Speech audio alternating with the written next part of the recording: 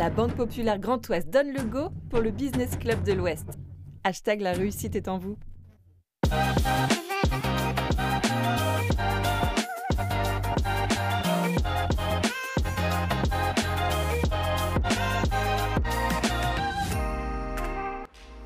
Bonsoir à toutes et à tous, soyez les bienvenus pour votre Business Club de l'Ouest en partenariat avec la Banque Populaire Grand Ouest que nous remercions pour son soutien avec Benoît Cattel, son directeur général. Bonsoir Benoît. Nous sommes très heureux d'être à quelques jours d'une épreuve reine de la course vraiment à la voile. On va parler de ce Vendée Globe exceptionnel, une 10e édition particulièrement attendue, une année des records, 40 bateaux, un record peut-être qui tombera. Et puis surtout, on l'a vu à l'occasion de ce village où nous nous trouvons, un engouement populaire incroyable depuis l'ouverture du village. Nous sommes très heureux d'accueillir une personnalité, le président du département de la Vendée, qui va nous parler bien évidemment politique, qui va nous parler économie et qui surtout va nous parler du Vendée Globe, car il en est le président. Je vous demande d'accueillir Alain Leboeuf.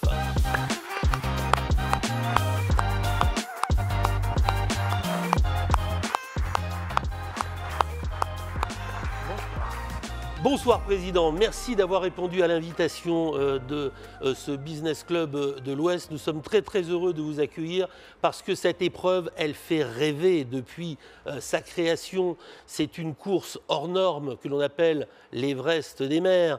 C'est une course en solitaire, un tour du monde, sans assistance, sans escale. Enfin bon, ça a tous les ingrédients pour nous faire vraiment vibrer. Et cette 10e édition, elle est magique parce que record de participation dans le bassin. Et il y aura évidemment de l'émotion à cette remontée du chenal qui est toujours un moment très fort à l'aller comme au retour pour ces marins qui nous font tant rêver. Le rêve, c'est ce que vous essayez aussi de nous donner, de nous communiquer par le biais de cette course. Oui, tout à fait. En fait, dans un monde où parfois les informations qu'on a ici ou là peuvent justement nous déprimer, eh bien là au moins on va rêver. Voir 40 hommes, femmes, qui sont, j'allais dire, des gens ordinaires, capables de réaliser l'extraordinaire, de partir avec leur bateau dans cette immensité. 70% de la surface de la planète est couvert par les océans. Avec leur bateau qui semble gros ici, ça devient une tête d'épingle au milieu des océans. Et donc de les voir partir comme cela, avec cet inconnu de la météo, de la mer, des mers du Sud, qui peuvent être à certains moments déchaînées. On entend ici ou là des témoignages. Et donc c'est pour ça qu'effectivement, ça fait rêver quand on voit aussi une petite Violette d'Orange. Quelles sont les mamans, les papas qui accepteraient de voir leur jeune fille partir, 23 ans, partir sur les mers avec ces bateaux. Oui, ils nous font rêver, ils nous font peur à certains moments, mais quand on les reçoit au retour dans ce chenal, c'est une merveilleuse victoire, quelle que soit leur place. Benoît, énormément de questions à poser. C'est vrai que le fait de dire 11 nationalités au départ, ça montre un peu l'aspect très universel d'une épreuve qui est la plus courue, la plus observée, la plus regardée aussi. Oui, tout à fait. 11 nationalités, 14 skippers internationaux. On est en train de continuer à internationaliser cette course. En fait, lorsque on est marin, qu'on commence sur un petit bateau, qu'on poursuit, qu'on s'en va aux courses au large, qu'on s'en va en équipage, il y a un moment où le rêve, c'est de partir en solitaire.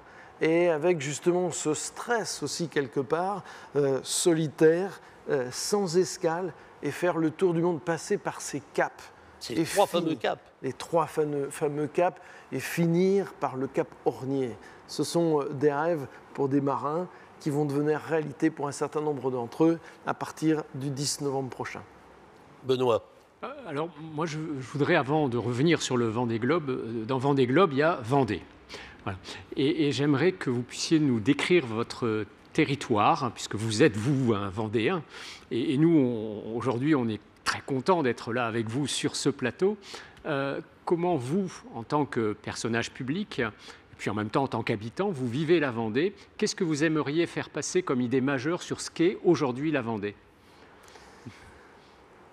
La réussite vendéenne dont on parle très souvent, elle est d'abord due aux Vendéens eux-mêmes. Et si je peux décrire l'objet des réussites, c'est d'abord des Vendéens qui savent entreprendre. Et on voit ces très belles réussites d'entrepreneurs qui commencent tantôt charcutiers et qui, quelques années plus tard, voient leurs 3 filles continuer ce développement. C'est le premier partenaire ici de ce Vendée Globe, je veux parler de Sodebo. Mais on peut raconter beaucoup d'autres histoires autour de Benedetto Janot, autour de Florie Michon, autour de PRB, etc. Donc des réussites d'abord d'hommes et de femmes qui ont pu créer, mais avec aussi derrière des personnels qui sont des travailleurs d'une manière générale. Premier élément, une économie dynamique. Deuxième élément, nous avons aussi un bénévolat qui nous permet une animation du département comme ce n'est pas possible ailleurs. Cette économie dont je parlais, elle est en plus répartie sur l'ensemble du territoire, comme nos populations sont réparties. La plus grande ville, La Roche-sur-Yon, c'est simplement 10% de la population vendéenne. Tout le reste est réparti sur la totalité du territoire départemental de la Vendée. Et puis, j'ose le dire aussi, c'est la réussite aussi d'élus engagés. Et la somme de ces compétences, responsables économiques, élus engagés et bénévoles qui savent se donner, nous permet cette réussite. Alors, dans les réussites économiques, ce que je voudrais aussi évoquer, ces 2 exemples. Si on regarde du côté agricole, c'est le département où il y a le plus de CUMA. Qu'est-ce que ça veut dire CUMA? Ça veut simplement dire savoir travailler ensemble et investir ensemble. Si je continue du côté des artisans, c'est le département où sont nées ces coopératives. C'est quoi une coopérative? C'est 2 artisans qui dans la journée sont concurrents parce que chacun son job, mais le soir se retrouvent pour dire mais disons, si les chaudières on les achetait ensemble, est-ce qu'on ne pourrait pas avoir des meilleurs prix? Voilà un petit peu ces solidarités qui existent entre les uns et les autres font en particulier, je veux dire, la réussite de cette Vendée qu'on admire aujourd'hui. Cette Vendée qui est admirée et enviée, c'est aussi un positionnement géographique, c'est une histoire très riche, et puis c'est également de l'architecture, de la culture.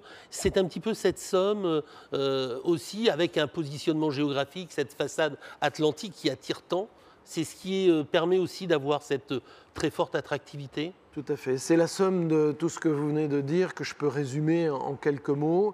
250 km de côte. Effectivement, 2 îles, l'île Dieu, l'île de Noirmoutier. Cette chance d'avoir un certain nombre de ports et de travailler depuis très longtemps avec nos pêcheurs.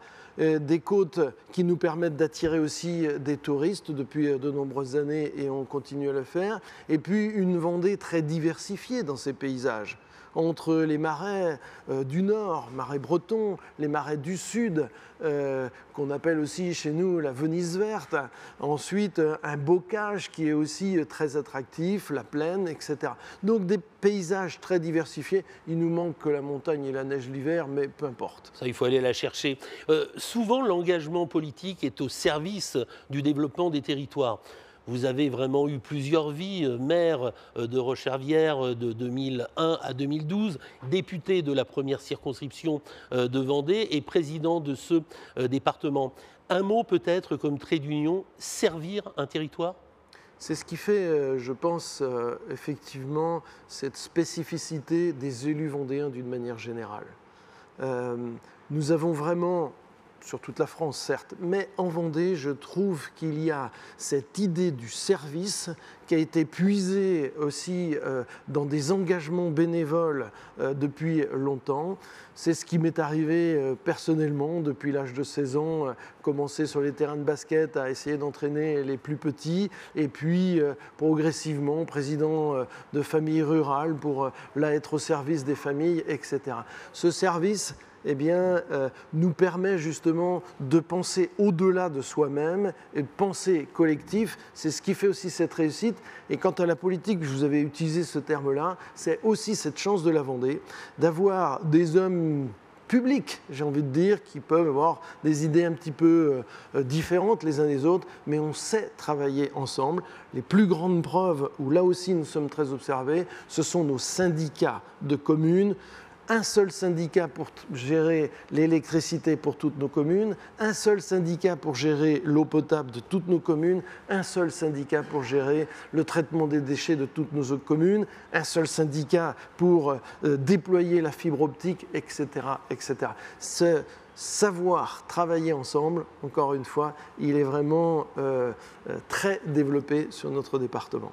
Benoît. Mais peut-être dans le prolongement de ce que vous venez d'indiquer, souvent on dit que le département n'a que peu de compétences économiques dans l'organisation administrative de la France. Et pourtant, vous raisonnez à l'échelle d'un département et vous parlez beaucoup économie. Alors ma question est, quand on est président d'un département dont les compétences économiques sont parfois un peu réduites, comment on fait pour faire un territoire dynamique en termes économiques et au-delà ? Lorsque j'ai été élu président du département le 1er juillet 2021, c'était l'une de mes grandes déclarations.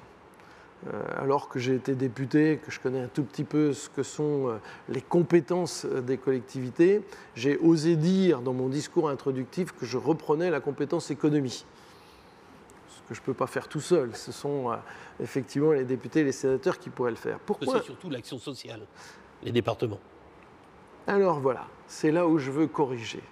Bien sûr que nous avons l'action sociale, bien sûr que nous nous occupons des Vendéens depuis la naissance, même avant, puisqu'on s'occupe aussi des femmes enceintes en quelque sorte, jusqu'à la dépendance, en passant par cette enfance en difficulté, en passant par les collèges. Bien évidemment, nous avons cette compétence et on essaie de la vivre avec passion là aussi, avec détermination et avec une immense attention des Vendéens qui sont peut-être les plus en difficulté. Mais pourquoi je dis que nous reprenons cette compétence économie? Parce que quand je sais m'adresser aux chefs d'entreprise, de quoi ont-ils besoin? Vous en aviez un tout de suite ici. De quoi a-t-il parlé? On a des problèmes de recrutement, on a des problèmes de logement, on a des problèmes, il faut des routes, il faut... Alors finalement, qui fait vivre aussi l'économie au cœur des territoires? Le département, c'est lui qui s'occupe des routes. Il n'y a pas d'entreprise, il n'y a pas d'économie sans des routes qui soient à la hauteur. Et on le voit, la Vendée l'a démontré avec ses 2 fois 2 voies, ces systèmes économiques qui se développent auprès de ces actions majeures. Après, les entreprises menaçaient de partir lorsqu'on nous a averti que le numérique n'allait être réservé qu'aux 2 grandes villes, La Roche-sur-Yon et les Sables-d'Olonne. Qui a déployé la fibre optique dans l'ensemble des communes pour qu'on puisse avoir cette économie répartie? C'est encore le département. Et on peut décliner ça très largement. Quand vous avez des ouvriers qui travaillent dans les entreprises, qu'ils ont des enfants, où est-ce qu'ils placent leurs enfants? Eh bien, dans nos collèges. Quand ces mêmes ouvriers ont des parents vieillissants, et plutôt que d'être condamnés à louper des journées de travail parce que, etc. Qui s'occupe des grands-parents? Eh bien, c'est encore le département, etc. Il y a une seule chose qu'on ne peut pas, pour les chefs d'entreprise dans le domaine de l'économie, c'est donner des subventions. Est-ce que vous pensez que notre économie va fonctionner avec des subventions? Non. C'est un écosystème dont on a besoin et c'est pour ça que je revendique le fait que le département est aux petits soins de ces chefs d'entreprise. Pourquoi aux petits soins? Parce que derrière le chef d'entreprise, il y a les personnels. C'est pour ça aussi, par exemple, que nous avons ouvert, depuis un peu plus d'1 an maintenant, des bureaux à Paris, qu'on appelle Vendée-Parnasse, juste à la sortie du train, que l'on met à disposition de l'ensemble de nos chefs d'entreprise. Et quand je leur dis c'est gratuit, je reprends tout de suite la parole en disant non, c'est pas gratuit. Vous pouvez y aller comme vous voulez, à condition que vous créez de l'emploi. L'emploi, c'est la vie de nos communes, c'est la vie de nos associations, et c'est ce qui nous fait justement continuer à progresser. Benoît. On a très peu de temps et donc il faut qu'on revienne vraiment au Vendée Globe. Alors, est-ce que vous pourriez, mais plutôt sous l'angle économique ou sous l'angle des chiffres, nous donner quelques chiffres clés qui permettraient à tout à chacun de comprendre aujourd'hui, au-delà des exploits sportifs que vous avez évoqués, sur lesquels on pourra revenir, ce qu'est le Vendée Globe aujourd'hui? Oui, bien sûr. Alors les chiffres, c'est toujours un petit peu compliqué. On peut les lire de beaucoup de manières. Premièrement, d'abord le budget du Vendée Globe, c'est aujourd'hui 21 millions d'euros que nous répartissons sur les 4 ans. Sur le financement de ces 21 millions d'euros, on va dire que c'est un tiers les collectivités, un tiers le sponsoring et un tiers aussi la vie de ce village. Voilà à peu près en quelques chiffres. Après, c'est en termes de retombées. Si on parle de l'économie touristique, quand on écoute effectivement nos professionnels du tourisme, que ce soit l'hôtellerie, que ce soit la restauration, y compris les campings, ils ont l'habitude de nous dire que l'année du Vendée Globe, c'est 2 saisons touristiques la même année. Par exemple. Et ensuite, après, les retombées sont énormes en termes de notoriété. Et ça, c'est plus difficile à mesurer, bien évidemment, mais j'entends en permanence ces chefs d'entreprise qui savent dire, nous, quand on parle de la Vendée, on est pris au sérieux. Et pourquoi on est pris au sérieux? Parce que, justement, il y a des images, il y a des marqueurs, et le Vendée Globe en est un, le Puy du Fou en est un aussi. Voilà comment ce Vendée Globe continue à nous transporter.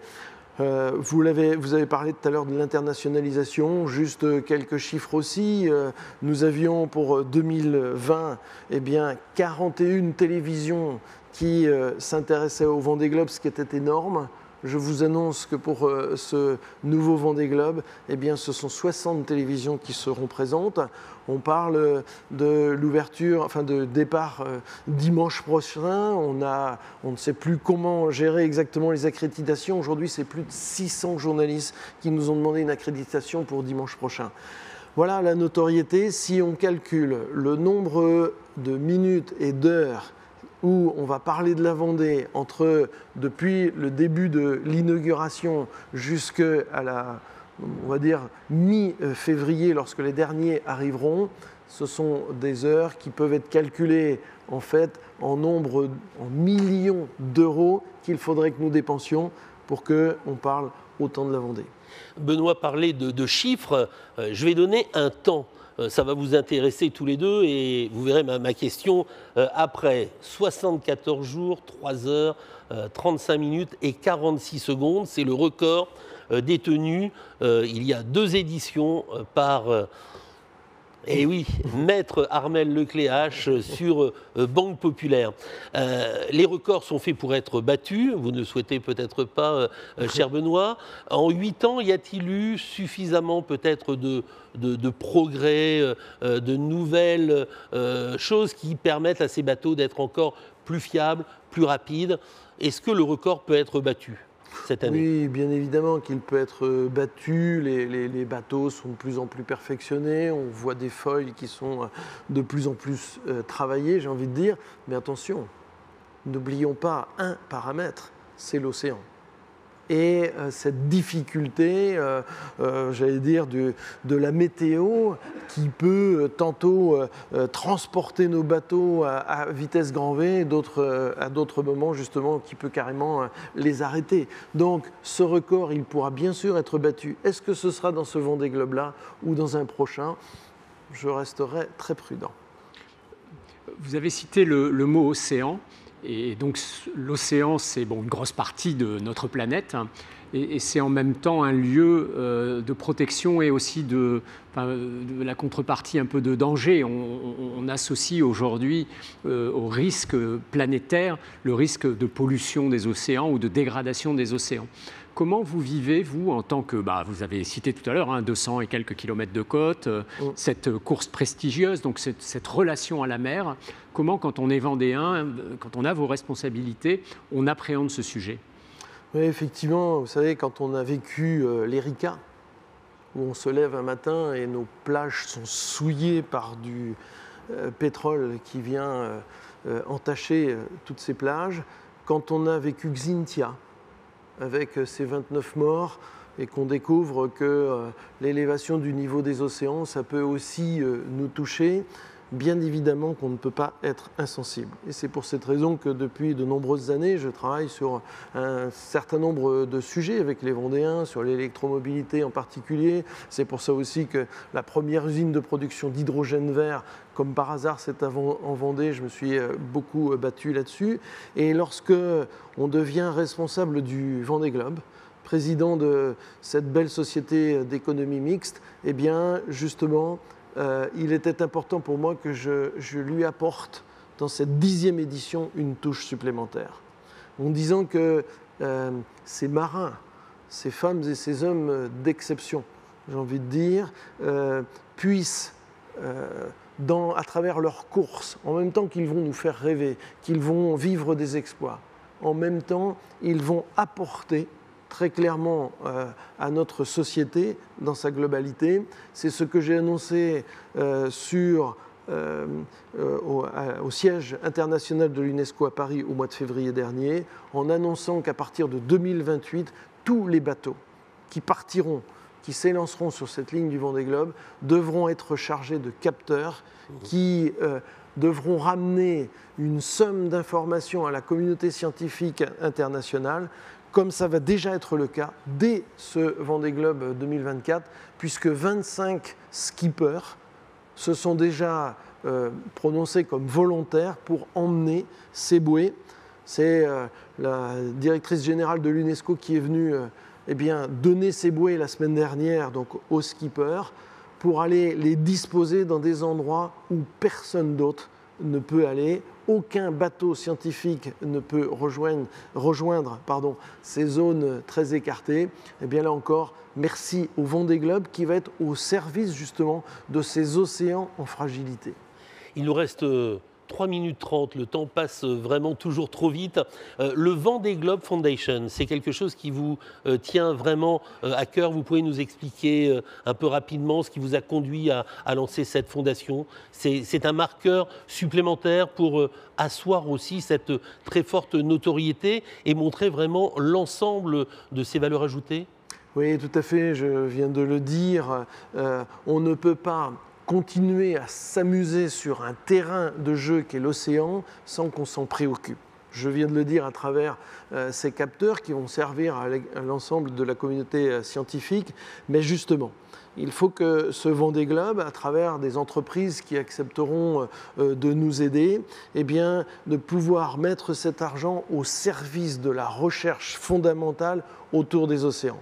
Et je veux vraiment remercier Banque Populaire, d'emblée, de nous avoir soutenus et faire partie justement de ce conseil d'administration dès sa naissance, de faire partie des fondateurs pour pouvoir nous aider à travailler sur l'intérêt général que le Vendée Globe va pouvoir apporter autour des océans de cette planète. J'ai une dernière question. On ne va pas vous demander un pronostic, vous allez vous fâcher avec les 39 autres, mais ça va être disputé parce qu'il y a du talent, il y a de l'expérience et ça risque d'être vraiment quelque chose de très, très, très serré. Difficile de faire ressortir un nom.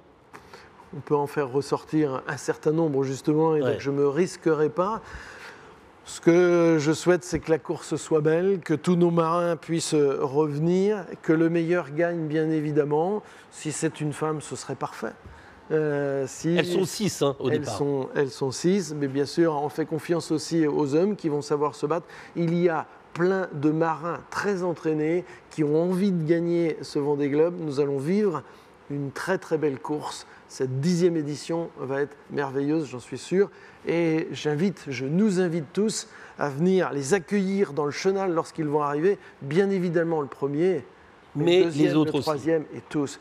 Tous ceux qui auront fait le tour seront des grands gagnants. Ils auront vaincu justement ce tour du monde. Ils auront connu les 3 caps.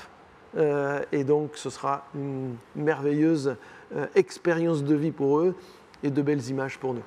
Départ dimanche, 13h02 pour vraiment une aventure encore hors norme. On peut vous applaudir, Alain Leboeuf, le président du département de la Vendée. Grand merci d'avoir accepté cette invitation avec Benoît Cattel. C'était votre Business Club de l'Ouest. Merci encore à vous.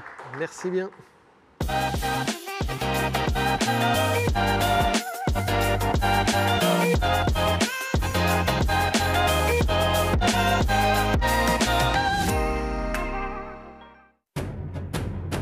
La Banque Populaire Grand Ouest donne le go pour le Business Club de l'Ouest.